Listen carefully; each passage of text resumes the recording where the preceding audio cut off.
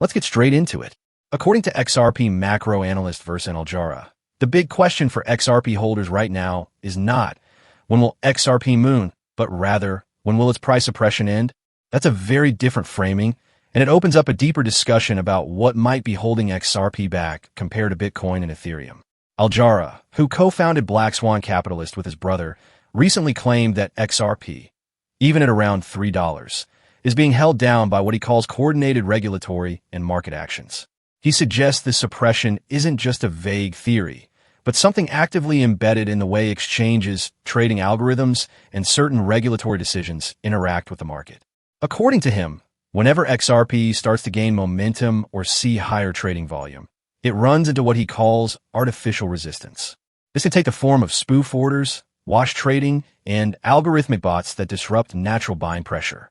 Now, for those not familiar, spoof orders are essentially fake bids or asks placed to influence market perception, only to be canceled before execution. Wash trading, on the other hand, involves buying and selling an asset back and forth to create the illusion of activity. If these practices are being used against XRP, the idea is that they prevent organic price discovery.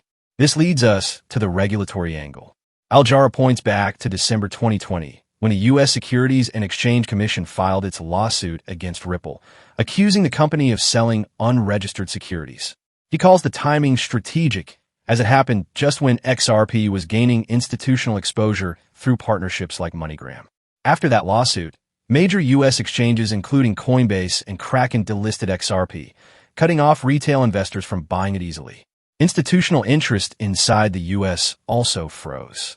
And he's not the only one making this argument.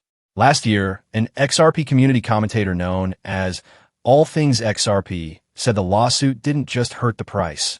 It stalled the project's growth, slowed down innovation, and drained momentum from the community. In other words, the impact was both financial and developmental. However, Aljarrah also points out that outside the U.S., Ripple has continued to expand its on-demand liquidity, or ODL, network. This system uses XRP to settle cross-border payments. But here's the interesting part. He claims much of this activity happens off-exchange through private corridors and over-the-counter desks. This keeps large settlement transactions from moving the public market price. In his words, XRP is being used, but the price impact is being rerouted. That brings us to the question of who's getting access. Aljarrah believes that while retail access in the U.S. has been limited, institutions have been able to accumulate XRP through private investment channels and regulatory sandboxes. In other words, there may be significant volumes moving behind the scenes, but those flows are invisible to the charts that everyday investors look at. It's worth noting that this isn't the first time the topic of XRP price suppression has been raised. Wealth advisor and XRP supporter Mikkel has criticized CoinMarketCap calculation of XRP's market cap.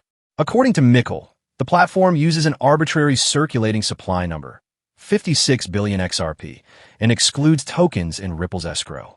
Since XRP regularly moves in and out of escrow, he argues that most of those tokens have been in circulation at some point, and excluding over 40 billion undervalues XRP's true market size. Then there's Max Avery, who has a more optimistic take. He says suppression is fading after Ripple's partial court victory against the SEC. Avery suggests the SEC's crackdown under Chair Gary Gensler wasn't about killing crypto, but about slowing it down so that traditional finance could catch up. Still, as of now, Ripple's legal situation with the SEC is not completely settled. The takeaway here is that if Aljarrah's claims are correct, the short-term price of XRP may not be the best indicator of its real-world usage or long-term potential. Instead, the dynamics could be about access, market infrastructure, and regulatory clarity. Factors that affect who gets to benefit from XRP's utility and when that utility translates into visible price action. So the when-moon question might actually be missing the point. The better question could be, when will the barriers, both regulatory and market-based, finally be removed? Because only then might we see the full effect of XRP's global usage reflected in its price. And if that's the real question, then the answer will depend less on hype cycles and more on structural changes in how XRP is traded, regulated, and integrated into the broader financial system.